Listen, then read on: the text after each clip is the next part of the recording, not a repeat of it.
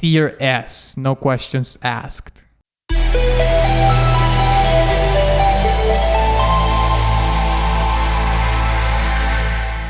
Greetings, Wanderer. This is Atlas here, and welcome to the Void.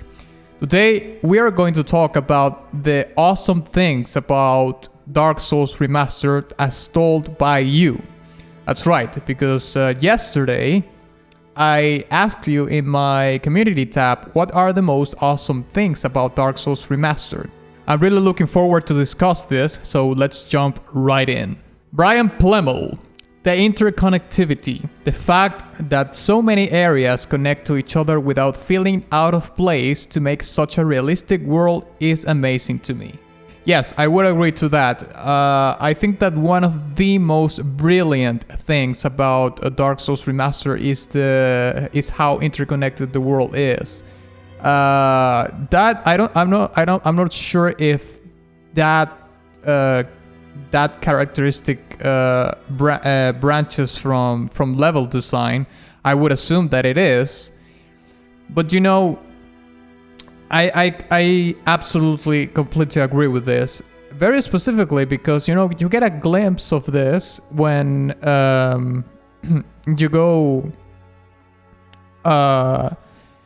you kill the Taurus demon, and then you kick the ladder towards the Undead Berg bonfire, right? That's one of the things that you say like, oh, this is pretty cool. However, when I first played the game, it was sort of a hint, but I didn't get it too much. I was still understanding the game, you know? I was a long way from understanding the game and how it worked. Certainly I did have help, I'm not gonna lie, of course, but I said like, oh well, this is cool, but I didn't think that would be like a thing all around the game, you know. And probably one of the things that blew my mind and actually was the aha moment, you know, when I understood that was going to be a recurrent thing in the game, was when I got to the Undead Parish and I went into the church, and I went into the elevator, and that led me to the Firelink Shrine, and I was like, no way, you know. And another super astonishing moment was when I think it was in Los Isoleth. And I took I took the elevator that led me towards the upper part of Demon Ruins, basically in between Quilax Lair and the Demon Ruins itself. So, you know, yes, I think the level design in terms of the interconnectivity of the game of all the areas in the game is tier S, no questions asked. Phenomenon BG. The fact that the map isn't linear like the other games. DS2 and 3 can't capture that feeling of exploration and the satisfaction of navigating the world you get in this game. It's exceptionally noticeable in repeat playthroughs. Okay, well, I can't say yet about Dark Souls 3 and 2, but yes, I actually found myself in different occasions in which I went to areas where I shouldn't have gone, but I still had the liberty to go there, you know, the freedom to go there. Like, for example, I went really early on to the catacombs, and I said like, yeah, this is not the time to come into this area, you know, because it's really like it sends you the message, you know what I mean? Because when you see like the skeletons reviving all the time, I had a hunch that I needed like a holy weapon or something. But first of all, I didn't have it, and second of all, I said like, okay, let me just keep exploring this area. Another area that I went early was Newlander Ruins and Demon Ruins, only to find myself, you know, locked, or I couldn't progress because in Demon Ruins I saw that you know, that golden fog door, where and obviously I couldn't go past it, and I got frustrated with New London Ruins because I ran out of the curse, you know, of the transient curse. So yeah, I would agree that it's non-linear and you have the freedom to explore however you want. Lumax, the fact is that it was the original Dark Souls, the best game of all time, that won the Golden Joystick Awards 2021 vote. You may disagree, but the fact of the greatness and cult of this game and some of its followers, it's simply impossible to undo. If not the best for me, then definitely one of them, despite all its shortcomings. Okay, well, the cool thing about the Golden Joystick Awards is that it was put to a vote. You know, it wasn't necessarily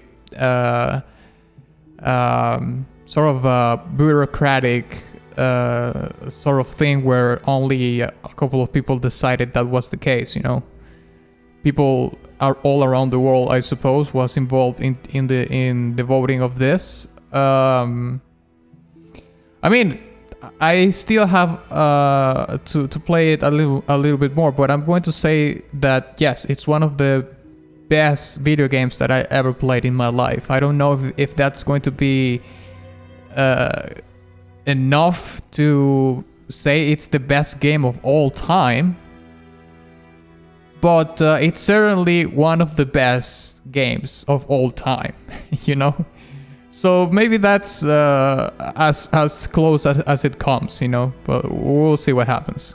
Try this. I think the level design is just so intriguing. One of the best I've seen in a video game. How everything connects and how they build up their lore through environmental telling is just amazing. Yes, we continue again with the trend of the level design, the interconnectivity and so on and so forth. And I would have to agree with this. Obviously, the level design is just not how the levels are, like the interconnectivity of it and whatnot, but also how they look. You know, it's very important because you could have an interconnected world, but if it doesn't add to the storytelling of the game, then it's just a mute point. So yeah, I would agree with this. Mad Queen 22, the world. It's mind-blowing how everything is connected. You can travel on foot so easy from one point to another. And its gameplay, it is actually turn-based RPG without being turn-based. You have to play it this way to sacrifice an attack and in order to heal, or to step on a side in order to not take any damage. It is a masterpiece. Okay, that was kind of a mouthful, but yeah. Let's see. It's actually a turn-based RPG without being turn-based. Isn't that like a paradox? I mean, I understand what you're trying to say. Like, obviously, you're required to get out of the action, let's say, to be able to heal. But I mean, if it was remotely similar to a turn-based, let's say you're fighting against many enemies, that wouldn't be the case. If you were fighting against one enemy, then yes, you could have like the time frame to be able to heal yourself and whatnot, while the enemies closes the gap to attack you again, right? But no, I wouldn't necessarily agree with that, although I understand what you're trying to say. It is a masterpiece. I think I need a little bit more time to be able to say that the game is a masterpiece or not, and also play the other games, because I just want to, you know, experience the whole franchise and figure out by myself. João Andrade. I'll say that the design of the maps, armors, enemies and bosses are all very creative, distinct and bizarre in a good way. Just look at creatures like Gaping Dragon, Mimics, even freaking Pinwheel. They all fit where they are, and the fact that it isn't you, that it's you that have to guess their story only makes it more intriguing. This is still present in the other games. Now, I especially think specifically for this game, it's just how it feels like an actual 3D Metroidvania, with lots of shortcuts that takes you to previous areas blowing your mind. There are like 7 areas that connect with Firelink. That's a thing I'm still waiting to find in another 3D game. We're still on the interconnectivity train. Apparently, you know, the interconnectivity of the whole game is probably one of the features that people enjoy the most, and I can see why, because it was one of the things that I think is the most brilliant about the game. Like I said before, it really blew my mind. It was an absolute brilliant thing. Kronk's strong stongs. The core gameplay is incredibly adaptable. If you're attentive and or know the base mechanics soundly, you don't need to rely on a high soul level or gear to get you through the game. If you're not too good at reading attacks and get hit often, grinding for souls will eventually level the playing field. Exploration is rewarded greatly, but it's rarely, if ever, actually necessary. Good gear helps tons, but isn't necessary. Leveling up is super helpful, but again, not necessary, if you're really good and want the extra challenge anyways.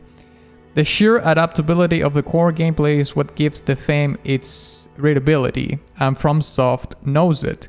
Hence the NG Plus loop, which beautifully fits in the lore of the game and as a fruitless effort to hold back an endless cycle.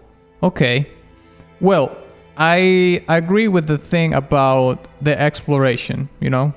I really found the exploration incredibly rewarding, because by exploring, I, you know, got some really cool weapons, I got some really cool items, but very specifically, I think that the thing that rewards you the most about the explorations is getting slabs of whatever material, you know, and on the embers, you know, to be able to fully upgrade your weapons. So yeah, you don't have to get those to finish the game, but it's certainly not exploring and getting them it makes, in my opinion, the game more difficult. But that's okay. I mean, in my first playthrough, I didn't upgrade my weapons after, I don't know, I think I did that after the gargoyles, and it was because I started to notice that I needed better weapons. So that was basically it. Genesis Ozuna. Level design. The DLC is awesome as well. I don't know if you would have the time, and this game isn't very similar to the Souls franchise, but I recommend The Witcher 3. The game has... Okay, this wasn't necessarily meant for other game recommendations, but thank you. We're still on the same page. Level design. It's a common thread about all the comments that I've read. And the DLC, yes. I think the DLC is probably the best content in the game. Although the main storyline is awesome, that you can, you know, light the fire, or, you know, become the Dark Lord. To me, that was an incredible... it was an incredible addition to the game from the developers to give you the choice of that thing. And but the DLC, I would say it's the best content, the most well-crafted content, I would say, in the game. Necro, Artorias. This absolute legend fell to the darkness of the abyss. This madman who was best equipped for the job couldn't beat back the abyss. It's something I still have so many questions about, an entity I don't fully understand. That scares the hell out of me whenever I have to traverse it. This story makes the abyss terrifying, and I love it. Okay, so now we're changing gears a little bit from the level design finally, and yes, I think that, well, just think about this. Artorias was the only character within the game that got his isolated own DLC, you know. And I'm pretty sure that the reason for that was that he was the most compelling and the most well-written character among all the you know, Gwyn Knights, you know. And don't get me wrong, Go, would have been cool too to have like a DLC for him. But Artorias, in my opinion, him falling to the abyss, him being, you know, this incredibly powerful knight. I don't know if he was more powerful than Go, I don't know. But certainly I would consider him among the most powerful ones. You know, he was... Gwyn told him to go. Gwyn considered him worthy enough to address that threat, and he couldn't do it. Mr. Ainwood. The symbolism behind some events and characters. They carry a lot of meaning, such as human weaknesses, the creation of all, and the purpose of existence. This could be an interesting thing to explore a little bit further, but I think sort of a top of the iceberg with what you wrote. I would have liked that you would explain a little bit deeper into what were you talking about, because I do agree that there's a lot of symbolism in it that can even that you can take it out of the game. Like, for example, I talked about the abyss in the lore in my reaction to the lore video from Batividia or about Artorias, and I talk about the symbolism about it, about the abyss and how that translates to real life.